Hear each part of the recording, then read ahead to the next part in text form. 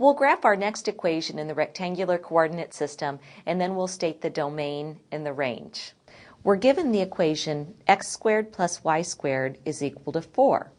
Now in this case, we can see that this is in the standard form of a circle, because the standard form of a circle is x minus h, quantity squared, plus y minus k, quantity squared, is equal to r squared.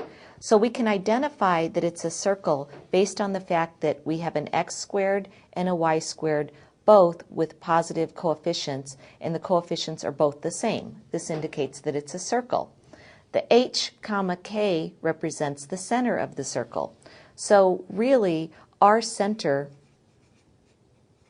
is just the origin 0, 0, because if I wanted to rewrite my original equation, I could write it as x minus 0 quantity squared plus y minus 0 quantity squared equals, I could write the 4 as 2 squared. So the center is 0, 0, and the radius is equal to 2.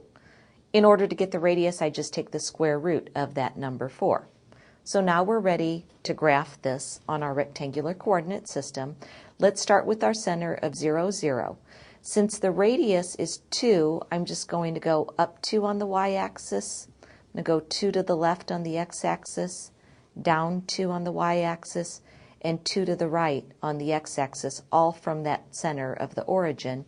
And then I'll sketch as best I can a circle that has a center of 0, 0 and a radius of 2. Now let's talk about the domain and the range. The domain are all the possible x values. So if I look at my graph, I can see that my x values go from -2 all the way to +2 on the x-axis, and they can include the values of -2 and +2, so we'll use the closed interval.